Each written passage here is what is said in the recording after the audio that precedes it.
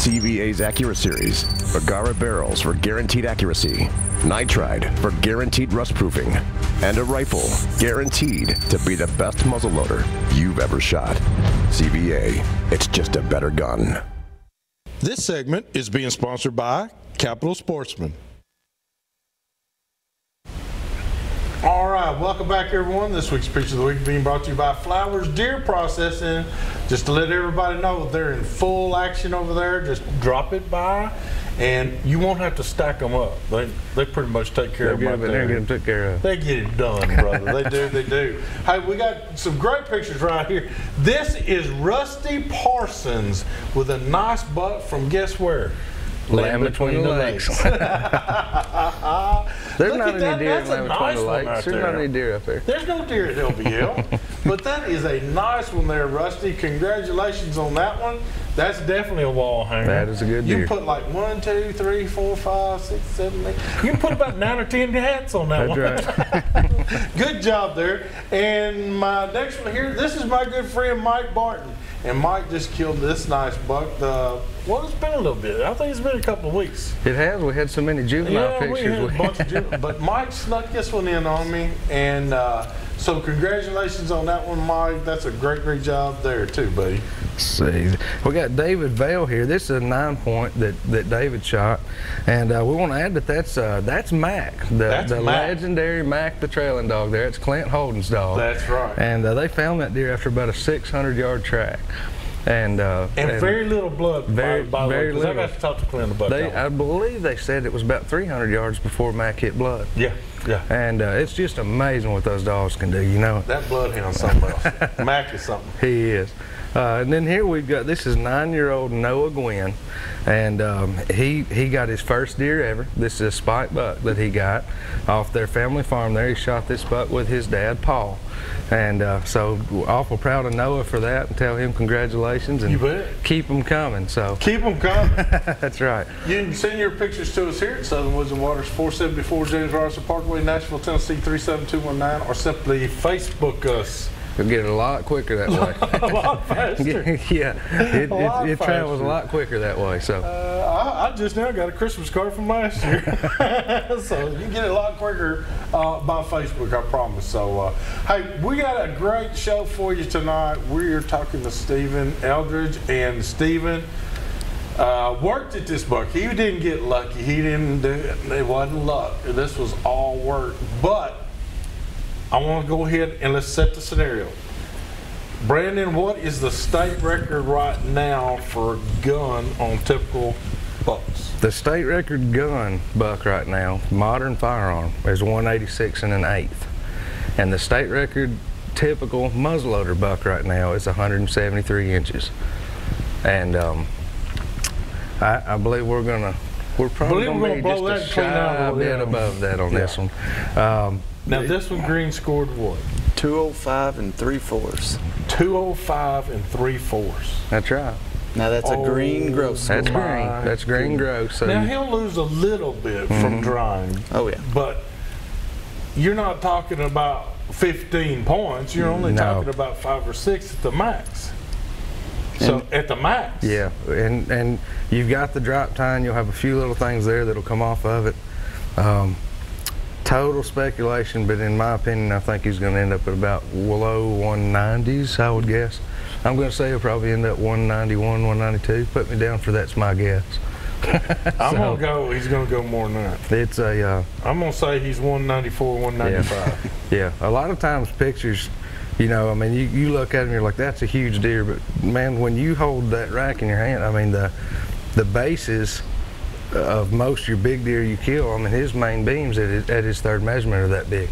That's what I'm saying. So his main beams, the palmetted beams, give it a higher score than most anything else. Right. Do you happen to know the mass measurement on him? No, man. To be honest, just too excited. Yeah. Exactly. Hey, I'm still. He was tore all the pieces. He was. I gotta say, when I saw the picture that he sent to you when he was sitting in the back of the truck and he was holding that thing, I thought your buddy Steven was a whole lot smaller than he is right now. When you meet him in real life, and then you look back at that compare, picture, and I'm like, oh my god. well, to me, that's, you know, I like whether it's a 120-inch deer or 200. I like an old, big, heavy deer. You know, that's what I'm after. What did he field dress? 264. 264. Yeah, he's a hoss. Yeah. And when we had the picture, you know, I guess a month or so ago. You shoot him behind the co-op there? But in the picture, you know, again, Steven's not a little guy, and he looks little. But you in knew the that. picture, and I knew that, and I mean, the deer fills the entire bed of that Dodge truck up. I mean, and it looks like Steven's leaning to keep up with him. I mean, he's like leaning over because he's huge. He's a massive deer. 264. Yeah, 264, man.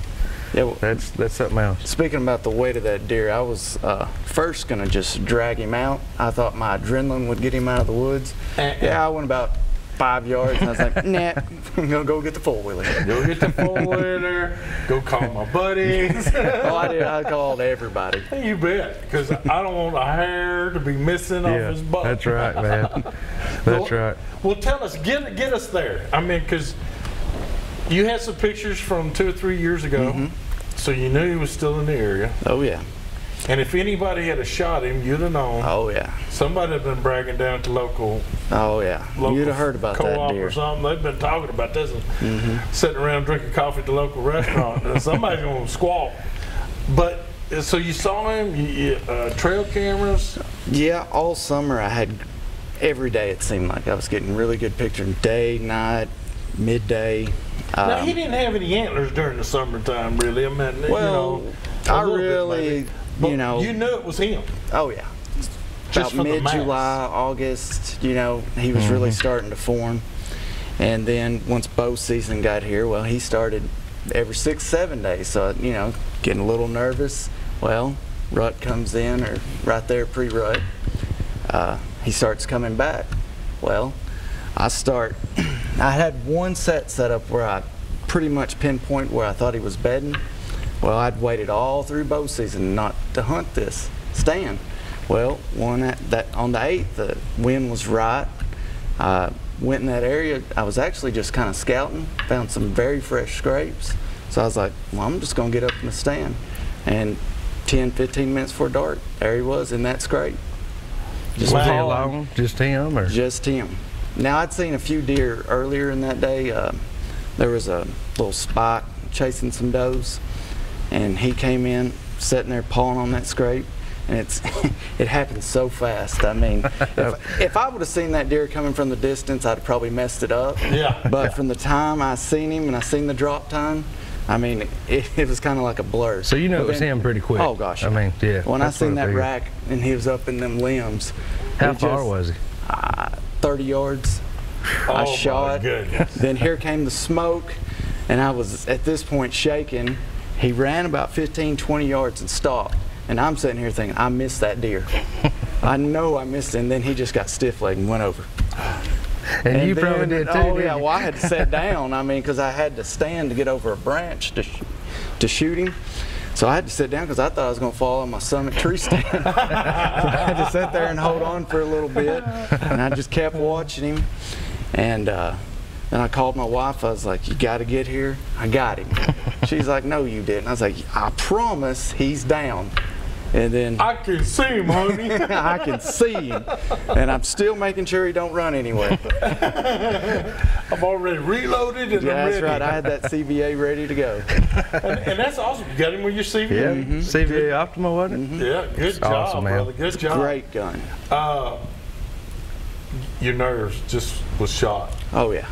I'm still kind of in shock. I mean, some people's like, why aren't you more excited? I'm like, I'm excited inside, I promise. There's a circus going on that's inside. Right. When he first called me, it was so funny because he was tore all to pieces.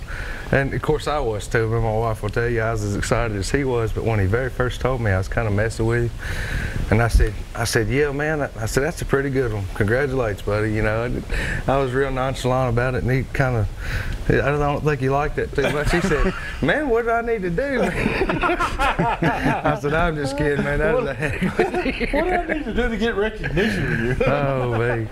Well, I tell you what, though, you said you put food plots out and stuff like that.